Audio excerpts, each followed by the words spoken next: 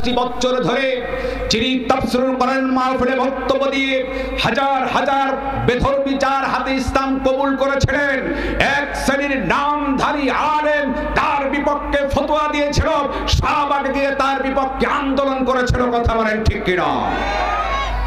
আমার দুঃখ লাগে, হয় এত বড় একজন আলেম আল্লামা দেলোয়ার হোসেন সাঈদী রাহমাতুল্লাহ আলাইহি, যাকে কৌশল করে ইনজেকশনের মাধ্যমে হাসপাতালে এনে তাকে শহীদ করে দেওয়া হয়েছে। কথা বলেন ঠিক কিনা? যারা অন্যায় করেছ বাগদার বাসীদেরকে বলি, বাংলার জমিনে এর বিচার হবেই হবেই। কথা বলেন ঠিক কিনা? বালাম বিন বাউর বলল আগামীকাল দোয়া হবে মাঠের মধ্যে, চলে গেল। হাজার হাজার মানুষ এসেছেন। বালাম বিন বাউর দুটি হাত তুললেন আর তিনি বললেন ইয়া রব হাল্লিক মূসা। যখনই বললেন হাল্লিক, জিহ্বা উপরের দিকে উঠে যায়। হাল্লিক মূসা বলেছেন, সঙ্গে সঙ্গে আমার রব আমার আল্লাহ বালাম বিন বাউরের জিহ্বাটা টেনে বুকের শির লটকায় দিলেন। বালাম বিন বাউর আমার নবীর বিপক্ষে কথা বলছে, এটা আর সম্ভব নয়। আমার আল্লাহ শিক্ষা দেবেন জাতিকে। বালাম বিন বাউর সেই সরকারি আলেম, তিনি বদদোয়া করতে গিয়া জিহ্বাটা বুকের শির লটকিয়ে দিল। পৃথিবীর মানুষ আলেমদের বিপক্ষে কোরআন হাদিস নবী রাসূলের বিপক্ষে যদি পদক্ষেপ নাও, শুধু জিহ্বা টেনে বুকের শির নয়, আল্লাহ পাগল বানায়া রাস্তায় ঘোরাতে পারে। কথা বলেন ঠিক কিনা? আবার ভাইরা মূসা আলাইহিস সালামকে বারবার করে গালি দিলেন, ঠিক তেমনি ভাবে আমার নবীকেও গালি দিল। আমার নবীকে তারা বলল পাগল, তিনি হচ্ছেন জাদুকর।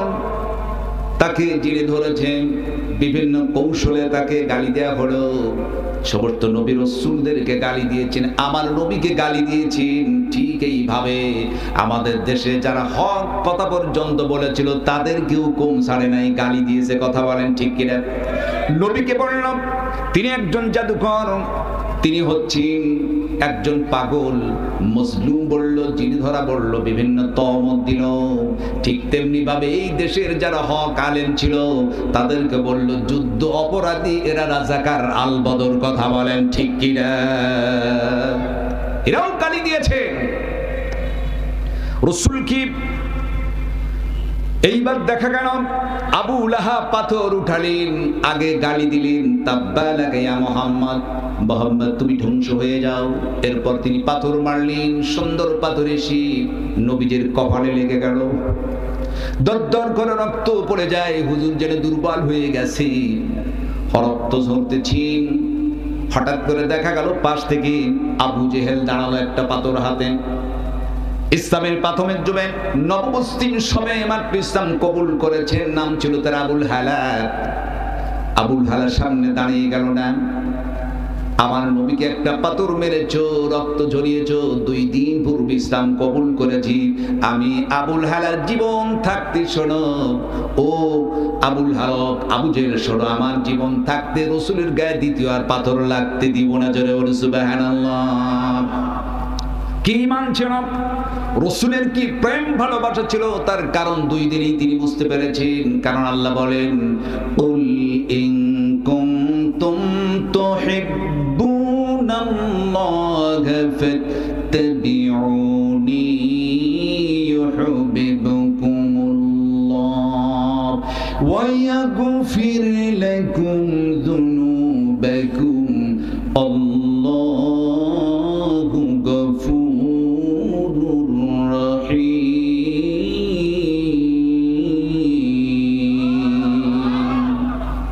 আল্লাহ বললেন হে নবী আপনি বলে দেন যদি আমি আল্লাহকে পাই, ফাত্তাবিউনি, যাতে আপনার ইত্তেবা করি, ইউহিব্বুকুমুল্লাহ, আমি আল্লাহ আপনাকে ভালোবাসবো। শুধু ভালোই বাসবো না, ওয়া ইয়াগফির লাকুম যুনুবাকুম, আমি তাদের গুনাহ খাতাকে মাফ করে দেব।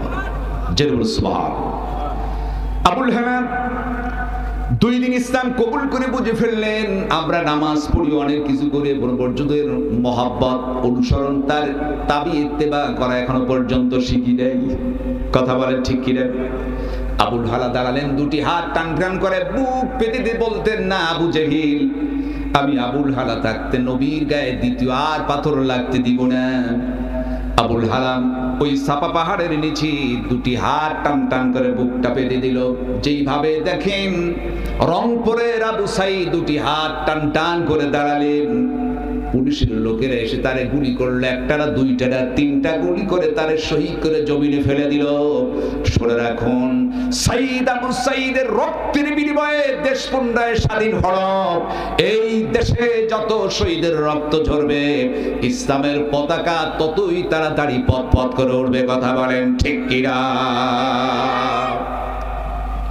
আবু সাইদকে তিনটি গুলি করলো, জমিনে ঢলে পড়লেন। ছাত্র সমাজ তারা এসে দেশকে স্বাধীন করে ফেললেন। যে বলুন না সুবহান। আমরা উলামায়ে কেরাম যখন এই দেশে মূর্তি তৈরি করা হলো, বারবার করে ফতোয়া দিয়েছিলাম সারা বাংলাদেশে, তারা কোনো আমলে নেই নাই, মূর্তি বন্ধ করতে আমরা পারি নাই। দেশ যখন স্বাধীন হলো সময় লাগলো না, 1 ঘন্টার মধ্যে গোটা বাংলাদেশ থেকে সমস্ত মূর্তিগুলোকে ভেঙে চুরমার করে দেওয়া হলো। কথা বলেন ঠিক কিনা? আবার রাসূল যখন মক্কা বিজয় হবে, কাবা ঘরের মধ্যে ঢুকলেন, শুধু মূর্তি আর মূর্তি। তার চাচাকে ডেকে বলেন, চাচা এত মূর্তি কেন? এই সময় তার চাচা আব্বাস ডেকে বলল, ইয়া রাসূলুল্লাহ, আল্লাহ বলতে কি রাসূল বলতে কি কিছুই বুঝতাম না, ছিলাম আমরা মুশরিক, ইসলাম কবুল করেছি, এখন কি বলতে হবে আপনি অর্ডার দিন। বলে কোনো সময় নেই, সব মূর্তিগুলোকে ভেঙে দাও। আর বল ওয়াকুল জাল হক ওয়া যাহাকাল বাতিল ইন্নাল বাতিল কানা যাহুকা, সমস্ত মূর্তি ভেঙে ফেলো, হক এসেছে, বাতিল দূরীভূত হয়েছে, আর বাতিল তো দূরীভূত হবেই। কথা বলে ঠিক কিনা? সমস্ত মূর্তি ভেঙে দেওয়া হলো। রাসূল এইবার ডাক দিয়ে বললেন, আজকে দীর্ঘদিন পর জামাতে নামাজ হবে, কাবা ঘরের মধ্যে আজকে বিজয়ের আজান। এই আজান দিবে কে? এক একজন সাহাবীর কথা বলল। হুজুর বলল, না, আজ আমার মন চাচ্ছে এমন ব্যক্তি যিনি বিজয়ের আজান দিবেন ভাঙ্গা ভাঙ্গা কণ্ঠে, তিনি আর কেউ নয়, তার নাম হচ্ছে বিলাল। যিনি বলে সুবহান। মানুষটা কালো কুচ্ছিত, দিলটা তার সাদা ধবধবে। সুবহানাল্লাহ। মানুষ কালো, দিলটা সাদা। আজান যখন দিতে আরশে আজিমে পৌঁছে দিত। সুবহান। হযরত বিলাল আজকে বিজয়ের আজান দিবে। বিলাল কোথায়? হযরত বিলাল দৌড়ে কাবা ঘরের ছাদের উপর তিনি দাঁড়ালেন। যখনই শুরু করলেন আল্লাহু আকবার, আল্লাহু আকবার বলে যখন তিনি ধ্বনি তুলেছেন, আল্লাহ মহান বলার সঙ্গে সঙ্গে কাবা ঘরের হেরেম শরীফের মধ্যে 9 কিলোর মধ্যে কাফিরদের যত বাড়ি ছিল সবগুলা ভেঙে চুরমার হয়ে গেল। জোরে বলো সুবহানাল্লাহ। নবীজি বললেন, আমার নাকে সুঘ্রাণ লেগেছে, বুঝতে পেরেছি মক্কা বিজয় হবে। হুজুর মূর্তিগুলো ভাঙলেন, এরপর মক্কায় বিজয় হলো। আজ গোটা বাংলাদেশের শর্ত মূর্তিগুলো ভেঙে লুটপাট করে দেওয়া হয়েছে। আমার মন বলছে, সুঘ্রাণ বুঝতে পাই, আগামীর বাংলাদেশ কোরআনের বাংলাদেশ। কথা বলেন ঠিক কিনা? আগামীর বাংলাদেশ আলেম উলামাদের বাংলাদেশ, আগামীর বাংলাদেশ পার্লামেন্ট চলবে কোরআন দিয়ে। কথা বলেন ঠিক কিনা? আপনারা কে কে চান এই বাংলার জমিনে কোরআন দিয়ে দেশ শাসন হন? যারা যারা চান দুটি হাত তুলে আল্লাহরে দেখান।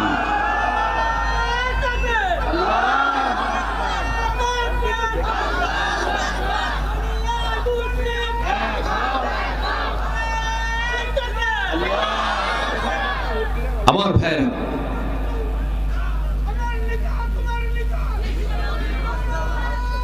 আমার ভাইরা, আবুল হালা বললেন, জীবন থাকতে রাসূলের গায়ে দ্বিতীয় পাথর লাগতে দিব না। আবুল হালা দাঁড়িয়ে গেলেন। আবু জেহেল একটা পাথর ছুঁড়ে মারলো, চট করে পাথরটি এসে আবুল হালার বুকের উপর লেগে গেল। আহা! হযরত আবুল হালা 2 দিন পূর্বে তিনি ইসলাম কবুল করেছেন। আবু জেহেল পাথর মারলো, পাথর এসে আবুল হালার বুকে যখন লেগে গেল, উতবা দাঁড়ালেন, একটা পাথর মারলেন, দ্বিতীয় পাথরটি এসে আবুল হালার দেহের মধ্যে বিদ্ধ হয়ে গেল। সাইবা এলো, তিনি আরেকটা পাথর উঠালেন, এক এক করে 3টা পাথর আবু সাইদের মতো 3টি পাথর বুকে লাগলো। বুকের হাড়টি ভেঙে ভিতরে ঢুকে গেল।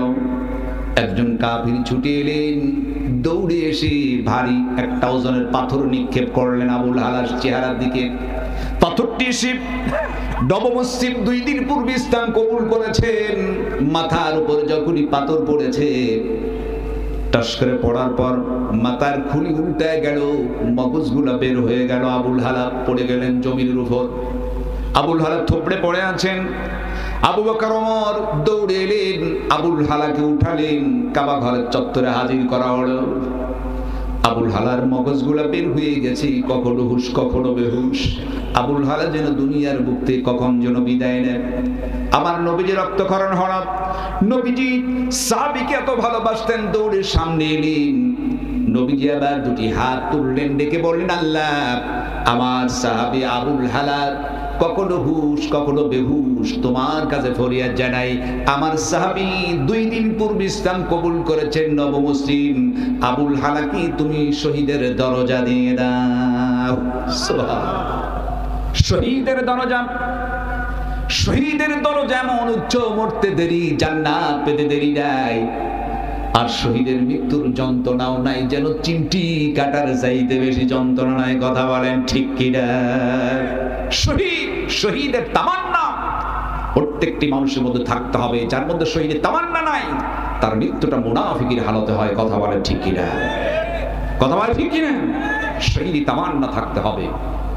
আবুল হালা কখনো হুশ কখনো বেহুশ, রাসূলকে একটি ইশারা করছেন। রাসূল দৌড়ে এলেন, ইয়া রাসূলুল্লাহ, আপনি আমার জন্য। তিনি ফিসফিস করে বলছেন, মুখের কাছে হুজুর কানটা লাগায় দিলেন। দেখলেন আবুল হালা বলছে, রাসূলুল্লাহ, আল্লাহ বলতে কি বুঝতাম না, রসুল বলতে কি বুঝতাম না, কত যে অন্যায় করেছিলাম। ইসলাম কবুল করলাম, মনে করেছিলাম বাকি জীবনটা আপনার পাশে থেকেই, আপনার সুন্দর চেহারা দেখে, আপনার পাশে থেকেই বাকি জীবনটা কাটিয়ে দেব ইয়া রাসূলুল্লাহ। কিন্তু আমি বুঝতে পেরেছি আমি আর বেশি দিন থাকবো না। এই মুহূর্তে আমার নাকে জান্নাতের সুঘ্রাণ চলে আসছে ইয়া রাসূলুল্লাহ। শুধু তাই না, জান্নাতের নাজ নিয়ামত আমার সামনে ইতিমধ্যে হাজির হয়ে গেছেন। জোরে বলুন সুবহানাল্লাহ।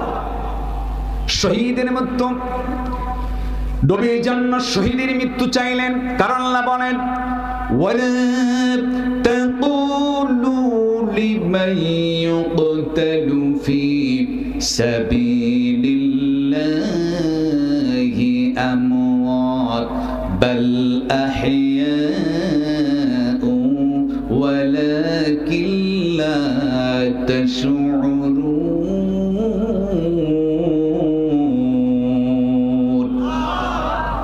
আল্লাহ রাব্বুল আলামিন বলেন, খবরদার, আল্লাহর রাস্তায় যারা নিহত হয় তাদেরকে মরা বলো না, বাল আহিয়া, বরং তারা জিন্দা, এরা মরে যায় নাই। কথা বলেন ঠিক কিনা?